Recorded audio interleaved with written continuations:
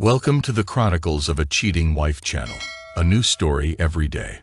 Don't forget to subscribe. Are you sure you want to know? I catch my own reflection in the mirror as those words echo in my head. The question isn't mine. It belongs to the darkness behind my eyes, the place where all my unspoken doubts and silent fury lurk. But it's me who voices it now, in the stillness of this bedroom, early morning light creeping through half-drawn blinds. My face looks older than I remember. Lines at the corners of my mouth, strands of gray in my hair, and a hardness I barely recognize.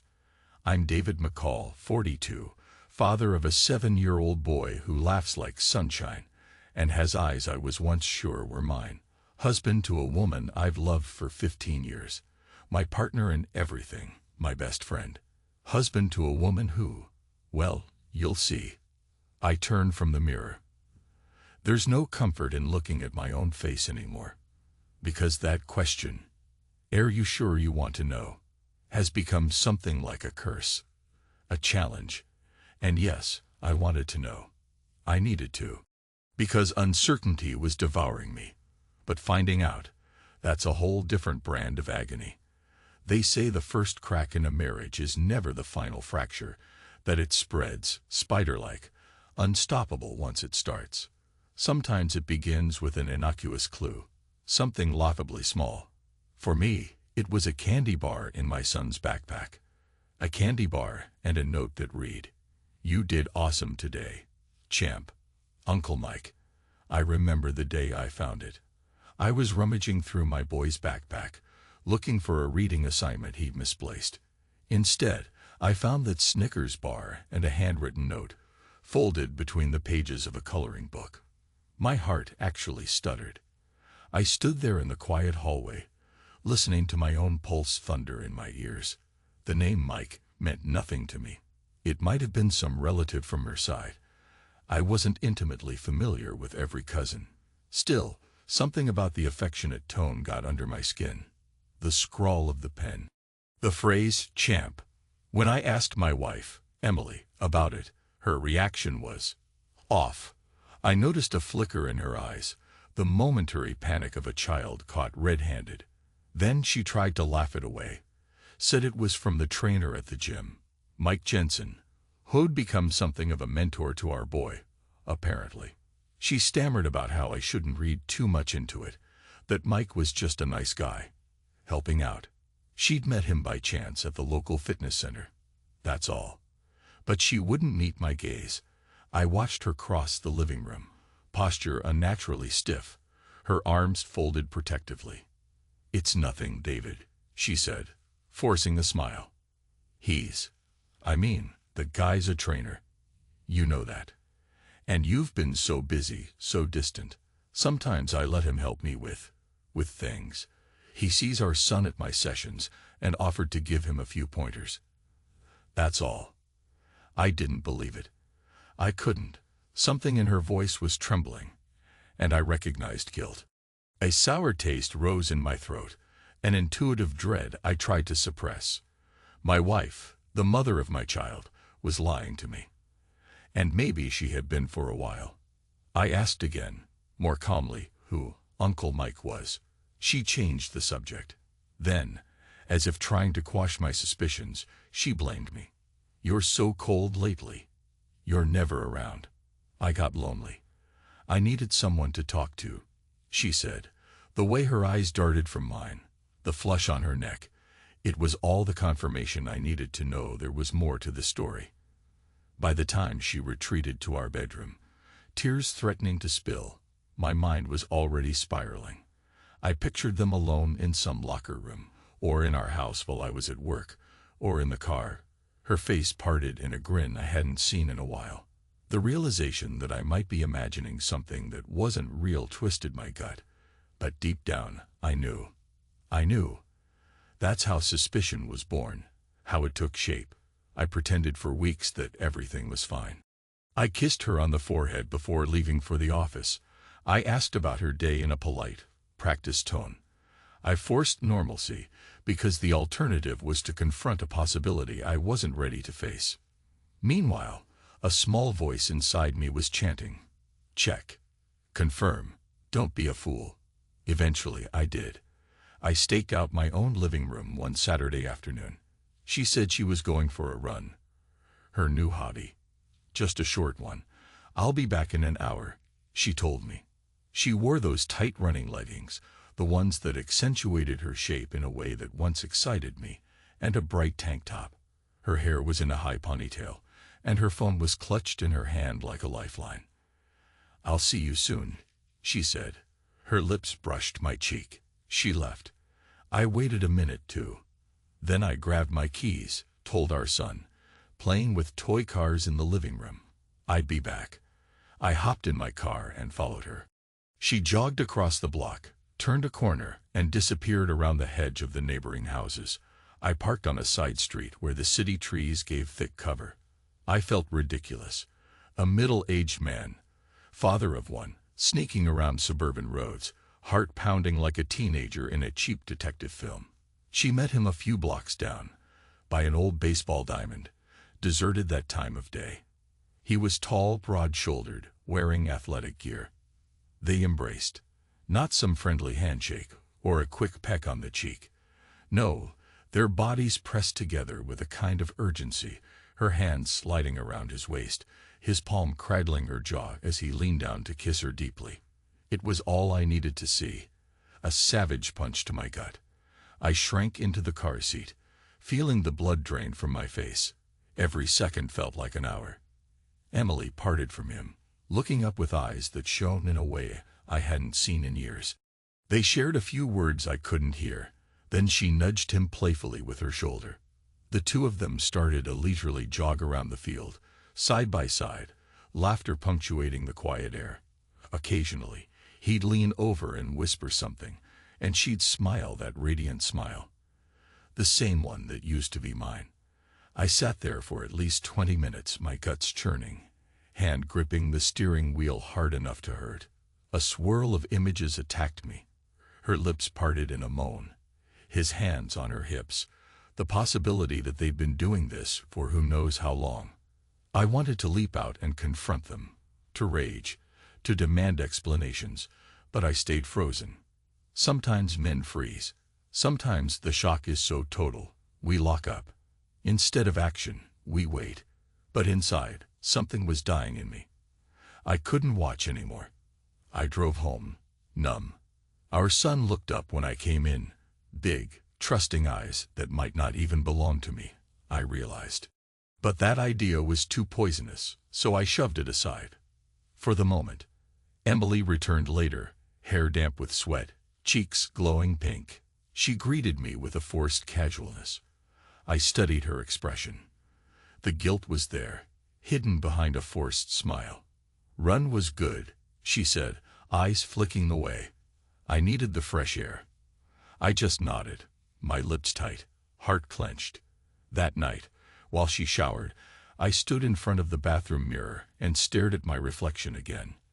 Like I'm doing now, searching for signs of anger, betrayal, heartbreak. The man looking back at me seemed older, hollowed out. When she stepped from the shower, water beating on her shoulders, I felt a wave of longing. I still loved her, God help me. Even after what I'd seen, I wanted her safe in my arms. And that realization was the worst kind of humiliation. I didn't confront her that night. I waited. I told myself I needed proof, something more definitive. My father always said, "Don't accuse anyone unless you're absolutely certain." I guess that old lesson stuck with me. But the next day, the note in my son's backpack started to gnaw at me again. Uncle Mike. That was more than a fling, more than a random roll in the sheets. This man was stepping into my role, was forging a bond with my kid. My mouth tasted of acid each time I thought about it. The final blow came 2 weeks later. I noticed Emily was being extra careful, making sure her phone was locked away. She'd smile at me a bit too brightly. Promise she was just tired, just stressed. One night, I found her phone on the kitchen counter, half buried under a magazine. She was upstairs, reading our boy a bedtime story. I glanced at the device. Something in me said, "Don't do it. You won't like what you find." But my hand moved on its own, picking it up, checking the notifications. There it was, a series of texts from a contact listed simply as M. I swiped. The conversation popped up like a wound ripped open. I read them line by line, my heart pounding so loud I could barely see straight. She wrote, "I miss you. Yesterday was amazing. Don't forget to bring that bar for him. I think it's cute how you guys bond. But don't mention it to David. He doesn't understand." He replied, "Of course, babe. He's a good kid. Makes me feel proud. Crazy, right? I'll see you tomorrow. Can't wait to feel your body again." My chest tightened as I fought a wave of nausea. They were hooking up, and he'd given my son a candy bar like a father figure, stepping into a place I thought was mine alone. She was letting him, maybe even encouraging him, to be that father figure. My veins turned to ice as I realized what that implied. Some nights later, I decided to talk to her. Voice trembling with rage I tried to contain. She denied it at first. Then she broke down in tears. "It's not like that," she whispered. "Mike was just supportive. I swear. I never meant for any of this. You were so distant, so busy. I felt like you didn't care." And then the dagger. It just happened. "But he's kind to our son. He helps. He's good with him. Good with him." I repeated, voice low. My mind flickered to every time. She might have referred to me the same way. He's a good father. Only now, it wasn't me she was praising. A few days later, I ordered a DNA test kit online, half sick with the possibility of what it might say. I had to know if the boy I loved more than my own life was actually mine. I didn't tell Emily. I swatted my son's cheek one night after he fell asleep, slipping the sample into an envelope like a damn thief. I followed the instructions, mailed it off, and waited in silent torment. The next few weeks were a nightmare. I didn't sleep. I barely ate. I pretended to be calm. I'd watch my son laughing at the table, watch Emily making dinner with forced cheer. Inside, I was dying. My insides felt like lead. Rage, sorrow, confusion churned in me. I told nobody about the test. I went to work, tried to focus, but every phone call made my skin prickle. Then the results arrived in my inbox. 0%. I'm not his father. The email spelled it out so clinically. Probability of paternity is 0%. That line might as well have been a bullet between my eyes.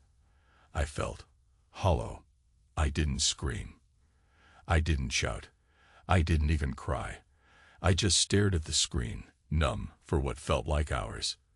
Then I heard my wife in the next room, singing some lullaby to our son before bed. Her voice was soft, loving, the same voice that used to lull me to sleep with reassurances we'd be together forever. I changed that night. Something in me snapped, or maybe died. I can't explain it well, but I felt as if my own skin peeled off. The man I'd been, dutiful husband, loyal father, was gone. And in his place, I didn't know who I was. But I knew I wasn't going to be the same. I confronted her the next day. She stared at the printed results with eyes so wide they looked inhuman. I asked if Mike was the father. She shook her head. "It can't be that simple," she said, voice raw. "David, please. I never wanted to hurt you. I made mistakes, yes, but are you sure these results are right? You are his father. You've always been. Maybe it's an error." An error. I almost laughed at that, the sound scraping my throat. I stepped away, feeling no pity, no heartbreak, just a cold emptiness. "You know it's not an error," I said. "You know the truth." She tried to speak, but her eyes filled with tears, and all that came out was a strangled sob. I didn't console her. I let her drown in that moment. Then I left the house without a word, just got in my car and drove. I circled the block a dozen times before coming back, because I couldn't leave my son alone with that tension. He was still my boy, no matter what a piece of paper said. The following days were a blur. Emily tried everything. Apologies, explanations, even blame. "You ignored me," she accused, tears rolling down her cheeks. "You never looked at me the way you used to. You were always at work. You have no idea how lonely I felt." Sometimes I'd just stare at her in silence. Sometimes I'd nod, as if that might make her stop talking. The more she spoke, the less I recognized her. She told me Mike was just a fling, that it never meant to become anything. She insisted he'd only been around the last 6 months. That was a lie, but I let her keep lying. Because in my mind, the damage was already done. I turned to my own coping. Late nights, I'd sit in front of my computer, scrolling through social media, rereading old messages from high school friends. A few of them were women who'd once shown some interest. They'd message me from time to time, ask how life was. I started responding. I told them, in polite but deliberate ways, that things at home weren't great. I'd half lie, saying Emily was struggling with health issues or emotional problems, never mentioning the real reason. But a certain curiosity lit up in them. One friend, a woman named Claire, invited me out for coffee. Another, Linda, asked if I'd like to go for a walk in the park sometime, just to talk. I said yes to both, half out of spite, half out of longing for normal conversation. I didn't plan on cheating. I was still too shattered. But a part of me, maybe the new part, wanted Emily to see me leaving the house dressed nicely, wanted her to wonder if I was seeing someone, wanted her to taste the jealousy that was devouring me. So I went. We just had coffee. We strolled through the park, talking about old times. I was polite, maybe a bit subdued. Each time, I'd return home and find Emily pale, eyes anxious. "Where have you been?" she asked in a brittle tone. I'd give her a soft, unreadable smile. "Out," I'd say. Then silence. I saw the alarm in her face, the fear that she was losing me, that I might do to her what she'd done to me. But ironically, I wasn't seeking an affair. I couldn't. My heart felt too raw to let another person close. Yet, in that swirl of confusion, I discovered a new power in myself. I felt strong in her presence, detached. She pleaded for forgiveness. She tried to charm me with forced smiles, tried to seduce me once or twice. But I just looked at her with a calmness that felt otherworldly. "Now you can't betray me," I finally told her, one chilly evening in our living room. I was sipping coffee while she stood across from me, tears in her eyes. "Because I'm not the same man anymore." My voice didn't shake. It was matter-of-fact, almost cold. She broke down crying, sank to her knees. "I'm sorry," she whispered. "It's all a mistake. I never wanted to lose you." But she had, in ways she couldn't understand. That night, she sobbed in our bed for hours while I lay beside her, gazing at the ceiling. My arms stayed at my sides, offering no comfort. I was thinking about our boy, about how he looked nothing like me once I allowed myself to see it. His mannerisms, his laughter, the shape of his face, were they all from Mike? The thought burned like acid, but I couldn't shake it. Strangely, I also felt a fierce protectiveness. It wasn't the boy's fault. He was innocent, caught in adult lies. I remember drifting off into a restless sleep, plagued by nightmares of returning from work to find an empty house, all the furniture gone, pictures removed from the walls. When I woke the next morning, Emily had already left for a run. My heart clenched. I pictured her meeting Mike again, but something in me said that was over. He'd probably moved on, or she'd severed ties after the confrontation. Did it matter? The damage was done. Days passed, turning into weeks. My phone kept pinging with messages from concerned friends. Word was spreading that something was off between us. I responded politely, but with no real detail. Our mutual acquaintances, especially her girlfriends, started texting me. Some of them offered sympathy, some fished for gossip. A few hinted they'd always suspected Emily was searching for excitement. Maybe they were right. I found it darkly amusing, the shape of hypocrisy in small social circles. One friend, Amanda, told me, "She's freaking out, David. She says you've changed. You're distant. She's scared you'll leave. I almost laughed at that. Leave? Where would I go? This was my house, my child. You should talk to her, Amanda suggested gently. She's suffering. Suffering. The word left a bitter taste in my mouth. I pictured Emily alone in our bedroom, tears on her pillow. She'd done this, and yet my old instincts to protect her, comfort her, lingered. That's the cruelty of love. It can survive the ugliest betrayals, quietly, stubbornly. And you end up hurting yourself to keep it breathing. I decided to talk to her one last time, see if there was any salvageable piece of us left. I found her in the living room, staring at a photo album. Our wedding pictures, the day we said I do under a canopy of flowers, the moment we kissed in front of cheering guests. A day so full of hope. She looked up, tears staining her cheeks. Do you remember this? She asked softly, tapping the photo. I just nodded. I loved that day. I loved you more than anything, she said, voice cracking. I took a breath, the pain swirling in my chest. Emily, I said, I still love you. I hate that I do, but I do. The question is, does it matter now? Her lip quivered. She tried to speak, but no words came. Finally, she managed, yes, it matters. We can fix this. We have to try. I know I screwed up. I betrayed you. I destroyed your trust. But don't you see? It wasn't about you. It was about me feeling inadequate, lonely.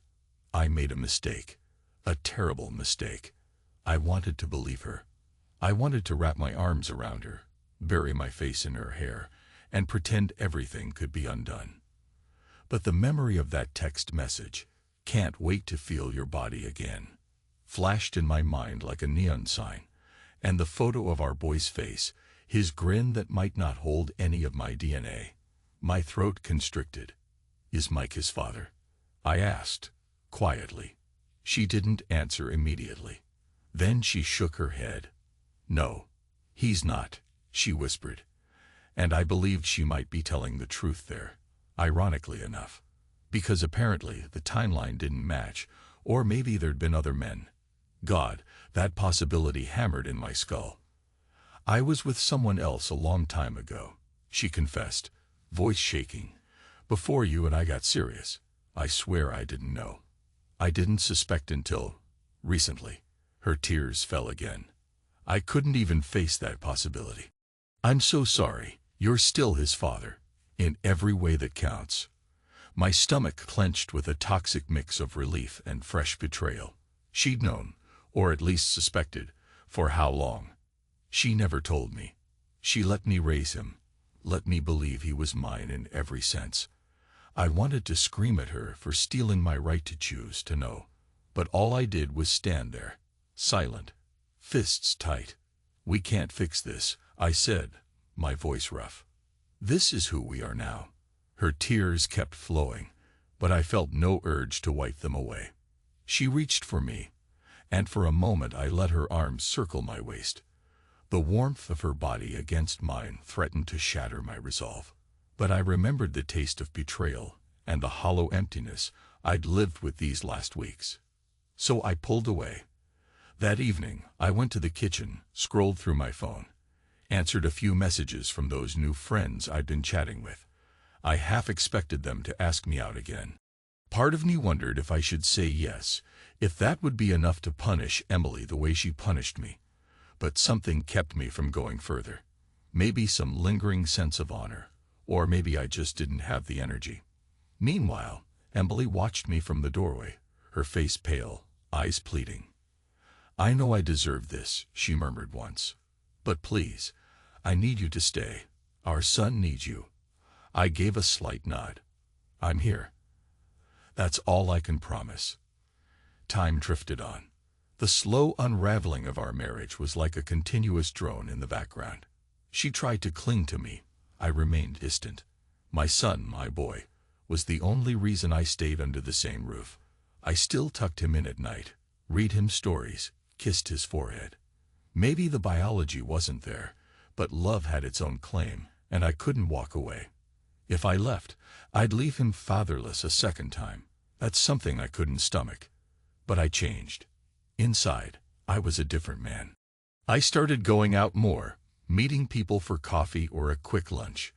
Women who once found me dull now found me intriguingly wounded, perhaps. I didn't tell Emily the details, but she sensed I was slipping through her fingers. She'd cook dinner, try to engage me in small talk, mention trivial errands. I'd respond politely, as if speaking to a roommate, not a wife. She began to panic. She started checking my phone, rummaging through my jacket pockets. I caught her once and just watched with cold detachment. "What are you doing?" I asked. She stammered some excuse about laundry. We both knew it was a lie. She was desperate to see if I was having an affair, but I wasn't. My revenge wasn't about sleeping with other women. It was about turning into someone she no longer recognized, someone she'd never be able to betray again. One night, her friend, Amanda, called me, drunk, apparently. "Why are you doing this to her?" she asked, slurring a bit. "She told me how you're treating her like a stranger, how you go out with these other women. She can't sleep. She's terrified of losing you." I listened, my anger simmering. "Don't you dare talk to me about losing people," I said quietly, then hung up. My mind replayed the memory of Emily in Mike's arms, her body pressed close. That overshadowed any pity I might have felt. Days later, I got a text from Linda, the old friend I'd had coffee with. "Hey, you free this weekend?" I stared at it. Part of me itched to say yes, to jump at the chance, to find solace in another woman's arms. But I also knew it wouldn't fix me. It wouldn't restore what was lost. So I typed back a polite refusal, telling her I was busy with family. A half-lie. At that moment, I realized I wasn't seeking a fling. I was seeking a release from all this agony. But it doesn't come that easy. Emily noticed me texting, asked in a shaking voice, "Who is it?" And I told her. I told her Linda had invited me out, but I wasn't going. Her eyes flickered with relief and confusion. "Why?" she whispered. "You hate me. Why wouldn't you go?" I gave a faint shrug. "Because I don't need the same kind of poison you took." It was a brutal statement, but it was the truth as I saw it. She flinched. More weeks bowled into months. Something in our dynamic shifted. Emily grew quieter, more self-contained. She no longer tried to seduce me. She no longer pressed me about my outings. She went for her runs alone, always returning with the same haunted look. I never asked if she still saw Mike. I didn't want to know. I doubted it. Probably she ended it for good. But that man's shadow was carved into the walls of our marriage, a stain we couldn't wipe clean. Then, one late evening, I was sitting in the living room, flicking through channels. I came across an old wedding video we'd once transferred to digital format. The flickering images of Emily walking down the aisle, smiling so brightly my heart twisted in my chest. Our first dance as husband and wife. Our parents beaming in the background, old friends cheering. I watched it alone, memories flooding back, that unstoppable tide of regret and longing. Emily appeared behind me, drawn by the sound. She gasped softly, seeing the screen. Then she slowly sank onto the couch beside me.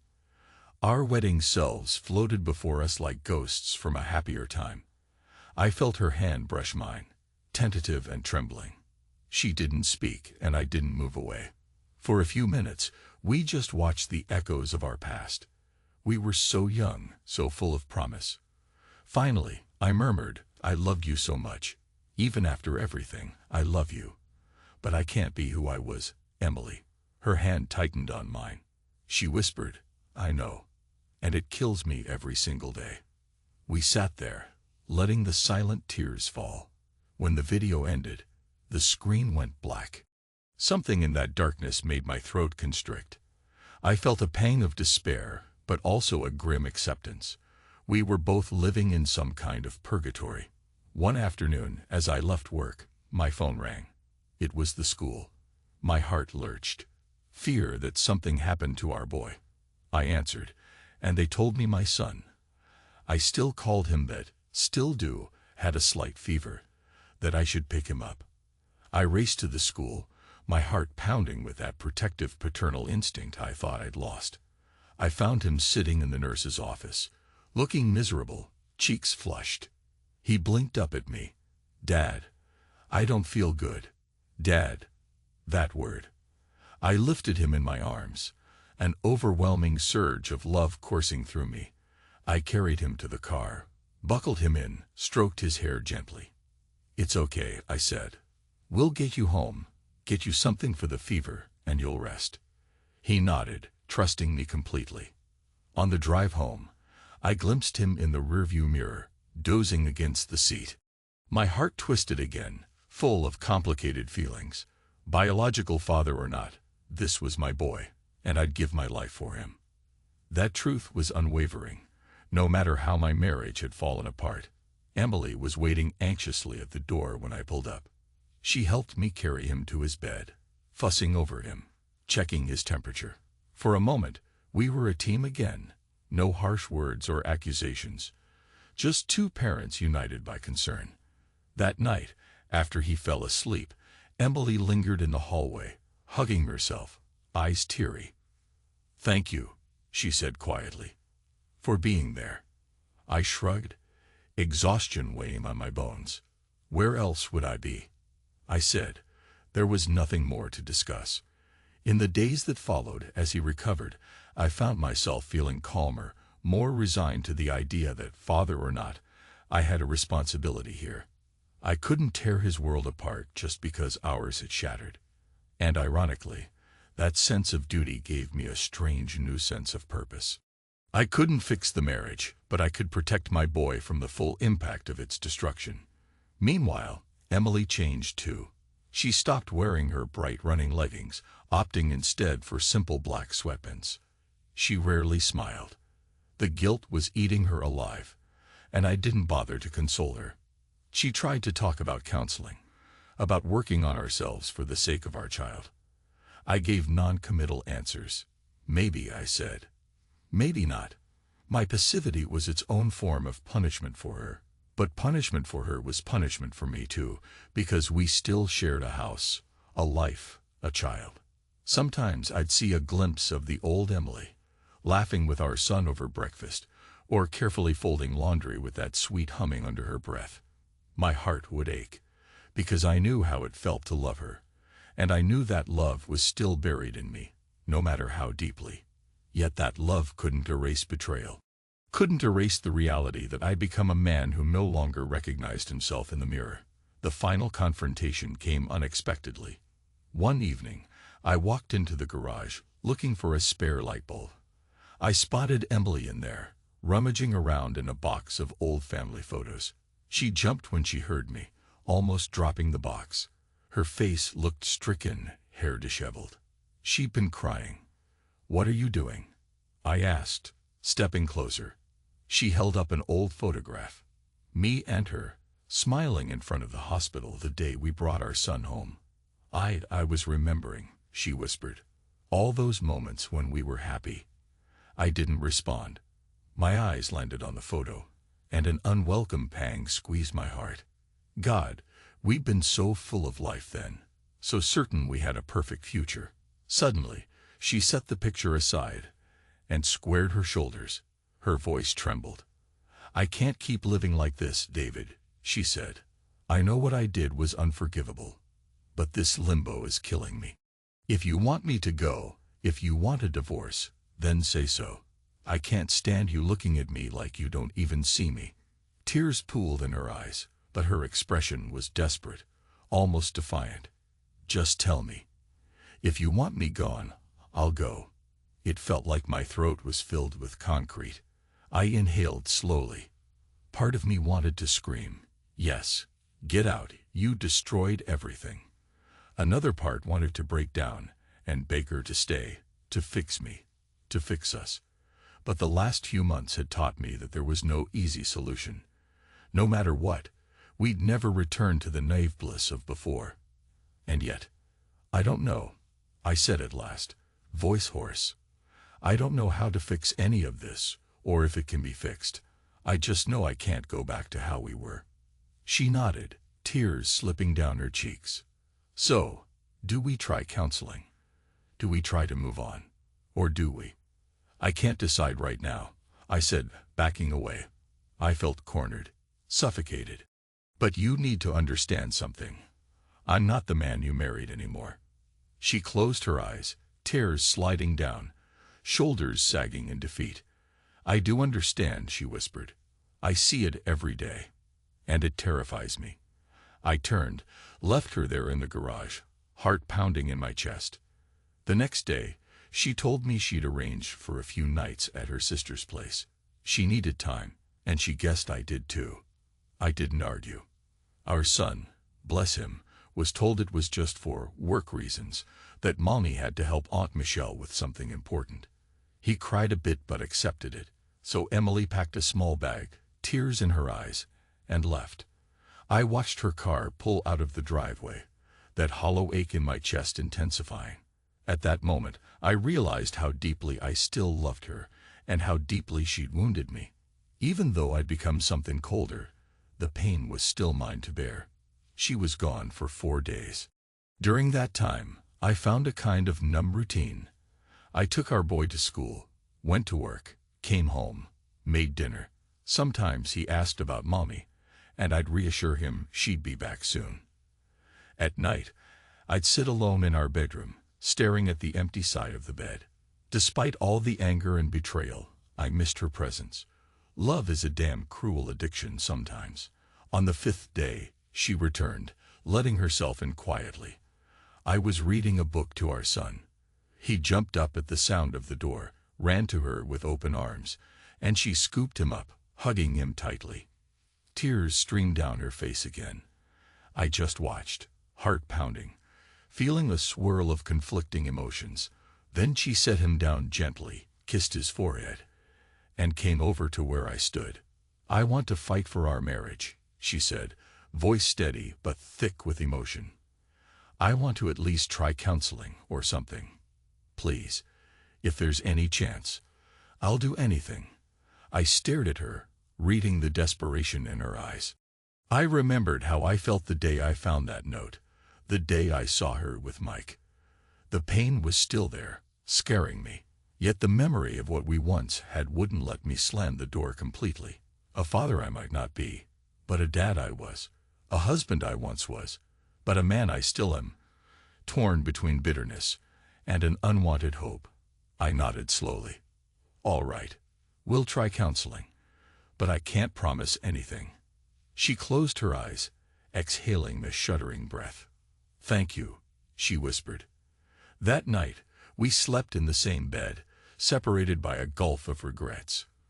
But at least we were under the same sheets, not physically touching, yet not as remote as we'd been. I dreamed of the day our son was born, the joy that exploded in my chest as the nurse placed him in my arms.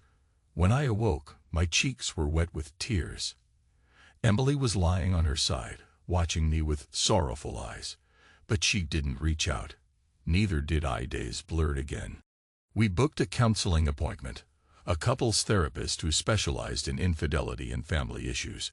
We went to the first session, sat stiffly on a couch while the therapist asked gentle questions about trust, betrayal, love. I listened as Emily recounted how lonely she felt, how neglected, how one thing led to another. The words stung, but I forced myself to remain calm. When it came my turn, I found it hard to speak. The therapist prodded me gently. "David, how do you feel about your role as a husband, and also about learning you might not be the biological father?" I tried to answer, but emotion clogged my throat. "I feel robbed," I finally said. "Robbed of everything I believed about my marriage, about fatherhood. Angry that she lied. Angry that I still love her. Angry that I can't just leave, because I have a son who sees me as his father, and I can't abandon him." That was the raw truth, laid bare. Emily was sobbing quietly as I spoke. The therapist nodded sympathetically, made notes, guided us through painful exercises in communication. We left the session drained, uncertain if we'd made any real progress, but we'd at least begun talking in an environment that didn't allow us to rip each other apart. The next few sessions were more of the same, dredging up old wounds, trying to understand each other's perspectives. Sometimes we left feeling closer. Other times, I left furious, convinced we were wasting time. But in the background, I realized something. My anger was beginning to cool. Not vanish, just cool. My love for her still existed, battered but alive, and I remained devoted to my boy, determined to shield him from the worst of our struggles. A small seed of hope tried to sprout through the concrete of my hurt, yet every time I felt it might bloom, I'd recall the text or the memory of that day at the baseball field. I'd see them kissing, see the way she looked at him, the way she used to look at me. Then I'd plunge back into bitterness. One night, after a session that ended on a somewhat hopeful note, Emily and I shared a cautious dinner together. We actually laughed over a silly childhood story of hers. For a moment, it felt normal. Afterward, we tucked our son in, and as we left his room, Emily touched my arm. "Thank you for trying," she said, voice soft. I felt a surge of complicated emotion, and I bent to kiss her forehead. We stood there for a moment in the hallway, her lips parted slightly, tears gathering in her eyes as she looked up at me. A flicker of the old connection sparked between us. My heart pounded. Maybe we could salvage something. Then the ring of my phone shattered it. I stepped away, pulled it from my pocket, saw it was a friend calling. I answered, letting the moment slip away. By the time I hung up, the tenderness in her eyes had vanished, replaced by resignation, and we retreated to separate corners of the house again.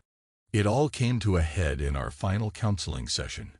Our therapist asked point-blank, "Are you two willing to commit to each other wholeheartedly, or do you need to separate, at least temporarily, to find clarity?" I looked at Emily, my heart in knots. I thought of how many nights I'd spent imagining walking out that door, never looking back.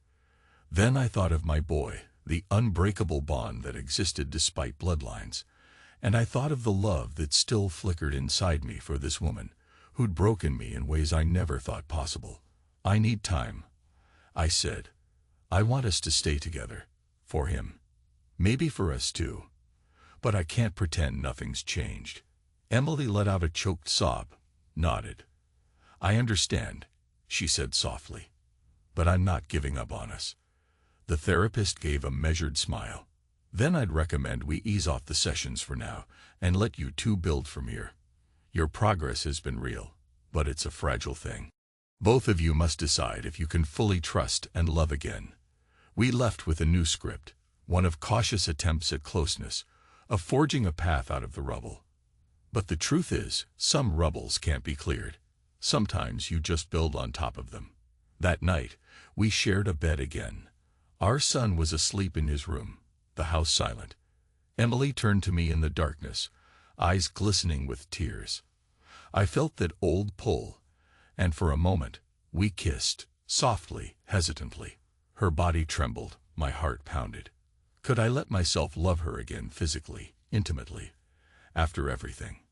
My mind flashed with images of her and Mike, but then my hand slid around her waist, pressing her closer. Our kiss deepened. She whimpered against my mouth, tears wet on my cheeks. We were both crying, clinging to each other in a tangle of sorrow and longing. Then, abruptly, I pulled away, breath ragged. "I can't," I muttered. "Not yet." She swallowed hard, nodding, heartbreak on her face. She turned away, sobbing softly. I lay there, fists clenched, cursing the swirl of need and revulsion warring inside me. For a few more weeks, we stumbled through life in that half-reconciled state. The tension was high, but it was different. Less a cold war, more a wounded attempt at normalcy. I went to work, came home, tried to focus on being a father. She tried to be the wife I once adored, cooking dinners, asking about my day. We even shared a few laughs over some silly incident. Anyone looking from the outside might have thought we were on the mend. Yet the wound was festering beneath the surface, the knowledge we couldn't erase. She'd given me a child who wasn't mine. She'd found solace in another man. She deceived me for years, and still I loved her. That love was a twisted knot in my chest, simultaneously fueling my resentment and my willingness to endure. In the end, the last moment I remember clearly was a Saturday night. She'd tried to set the table nicely, put on some of her old music, poured us each a glass of wine. We ate in subdued conversation, while our boy was busy with a new jigsaw puzzle in the living room. After dinner, she cleaned up. I dried the dishes. I caught a glimpse of her face in the reflection of a saucepan, haunted, pale, with tears brimming. She turned to me.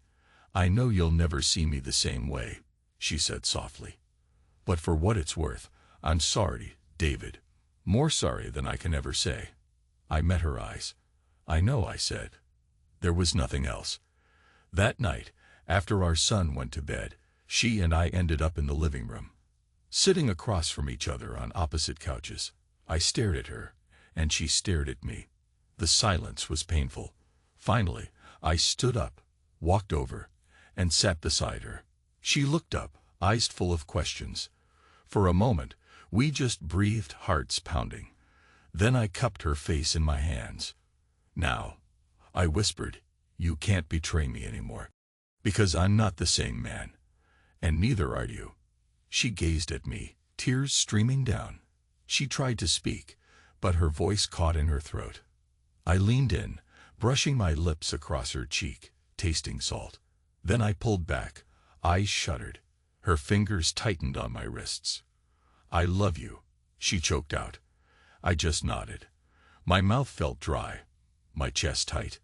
"I know," I said hoarsely, "but love doesn't fix everything. Not this time." Her face crumpled. A wail tore from her lips, a raw, broken sound that shattered the hush of the house. It was the sound of regret, of helpless sorrow. I held her as she wept, my own tears burning. Because despite all my anger, all my pain, I still wanted to protect her. But this time, I couldn't protect her from me, from the consequences of what she'd done. I was no longer a man who would pretend. At some point, she quieted. Our tears dried. We sat there in the gloom, her body trembling against mine, my hand stroking her hair without conscious thought. I felt empty, hollowed out by heartbreak. Then she whispered, "David, can you ever truly forgive me?" My response was a long time coming. When I finally spoke, my voice was flat. "I don't know, but I won't forget." She closed her eyes, another tear sliding down. "I understand." I nodded, staring at the darkness creeping along the walls. "That's all I can say. That's all I have left." Silence enveloped us. And then, as if on cue, the single lamp in the corner flickered. The last glow of it trembled, like a dying candle flame, then snuffed out. The room dropped into blackness. And just like that, the light was gone. The end.